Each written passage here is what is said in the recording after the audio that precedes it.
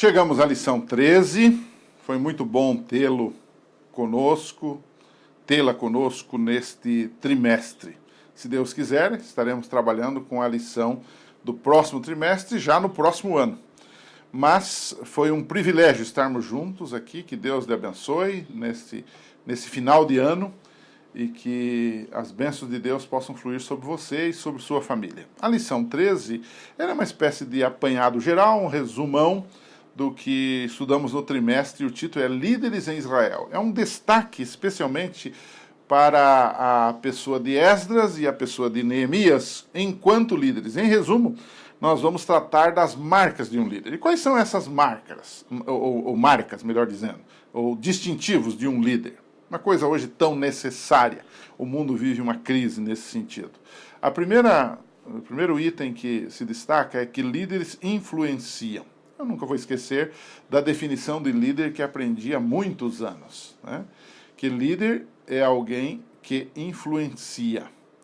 É alguém que influencia uma pessoa ou um grupo de pessoas, obtendo delas o mínimo de oposição e o máximo de cooperação. Então, líderes influenciam. Você percebe que o líder influencia tanto para o bem, é o caso de Esdras e Neemias, que influenciaram para o bem, que cumpriram um propósito, que tinham um foco e que levaram a bom termo o povo, ou para o mal. E aí você tem o Roboão, aí você tem o Acabe, aí você tem o Eliasibe, num determinado momento da história de Esdras e Neemias, o Tobias, o Sambalate, o Gessem e outros personagens que estiveram na história desse trimestre, né?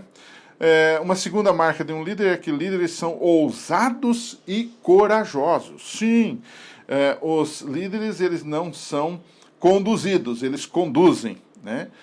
Conduzidos só por Deus. Neemias lutou contra inimigos que tentavam intimidar os judeus, e ele não desistiu, ele reagiu, tomando providências, tendo iniciativas de preparar o povo para lutar, né?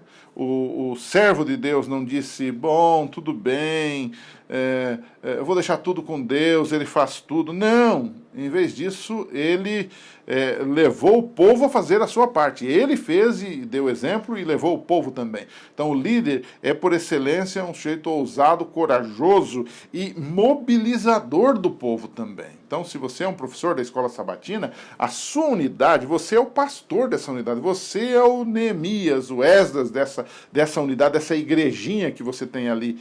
E aí você deve amar esse povo, visitar esse povo, você deve estimular esse povo a estar, digamos, fazendo uma aliança com Deus e cumprindo essa aliança no dia a dia, né? Reconstruindo no sentido moral e no sentido espiritual. Terceira marca que eu destacaria aqui dentro da lição, líderes trabalham com propósito e entusiasmo. Há um livro famoso aí de Rick Warren, não é? Vida com propósito, né? Depois líder com propósito, igreja com propósito. E isto é uma verdade. A pessoa tem que saber onde está e onde ela quer chegar. Senão nunca vai sair. Alguns ficam atirando para todo lado, eles não têm um alvo, eles não têm um foco na vida, né? O líder tem objetivos claros que impulsionam suas ações. Esdras e Neemias, eles tinham um propósito na vida. Ou seja, reconduzir o povo para Jerusalém, para a terra prometida, reconstruir o templo, reconstruir os muros, reconstruir a cidade e reconstruir o povo de um ponto de vista espiritual, porque eles estavam em apostasia, eles estavam contra Deus e contra a palavra de Deus. Pode-se dizer que eles tinham uma visão de onde desejavam que o povo de Deus estivesse, e então eles colocaram todas as suas forças para realizar esse objetivo. Esse é um líder. Ele trabalha pelo seu povo com um objetivo em mente. O nosso grande objetivo é levar o povo para o céu. Então temos que trabalhar para isso com ousadia. Em quarto lugar, a quarta marca é que, apesar de serem ousados, os líderes são humildes e perseverantes. Esdras, por exemplo, ele não pediu escolta ao rei para viajar a Jerusalém, mas mesmo assim ele orou a Deus e ele foi protegido. E ao chegar, ele atribuiu a Deus o sucesso. Isto, amigo, é humildade.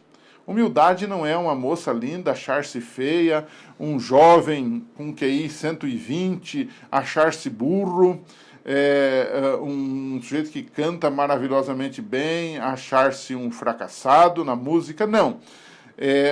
Humildade é quando elogiado por essas coisas, quando reconhecido por essas coisas, sempre atribuir a Deus, de fato, o seu sucesso e a sua performance.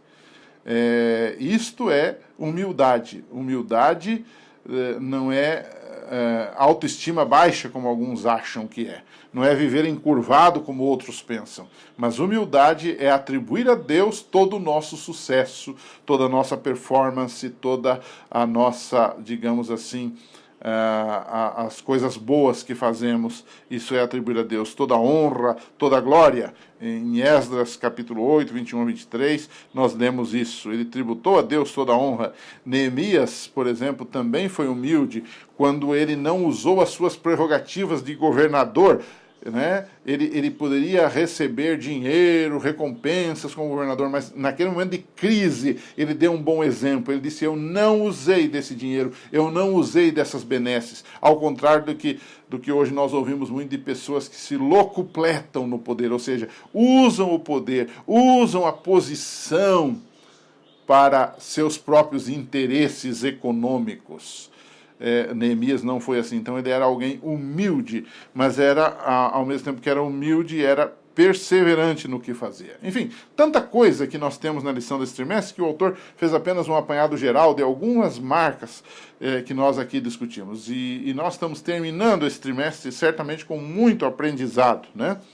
E eu queria fechar, já que falamos de liderança, já que analisamos a vida de dois grandes líderes, Esdras e Neemias, eu queria deixar com você algo para você pensar um pouquinho ao fechar a lição desse trimestre e dessa semana.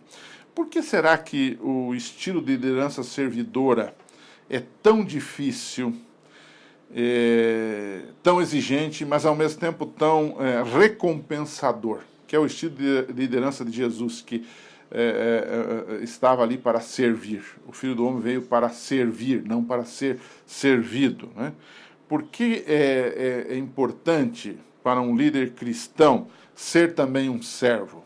Parece que o mundo dá a ideia de que o líder tem que ser aquele cara que está acima de tudo, o todo-poderoso, que sabe todas as coisas. O líder cristão, ele tributa toda a sua glória a Deus, e ele assume uma função de servo, de servir. Por que será que isso é tão importante? Seria interessante a gente conversar e discutir um pouquinho esse assunto. E eu digo por quê? Porque nunca se falou tanto dessa liderança servidora, nunca se falou tanto de liderança cristã, nunca se falou tanto que liderar é servir. Mas hoje a coisa que a gente mais vê é líderes que não servem. É líderes que, na verdade, pensam em si próprios. Lá fora no mundo e às vezes dentro da igreja, do cristianismo também. Como a gente pode trabalhar isto? Eu creio que devemos orar sobre isto e pedir a Deus que nos torne líderes segundo o modelo de Jesus e não segundo o modelo do mundo. Líderes que servem, uma liderança servidora não apenas como um título bonito de um livro, mas mais do que isto, como uma atitude permanente do nosso compromisso com Deus e com as pessoas. Que Deus abençoe, um bom final de ano para você. Nos encontramos no próximo trimestre. Um abraço e até lá.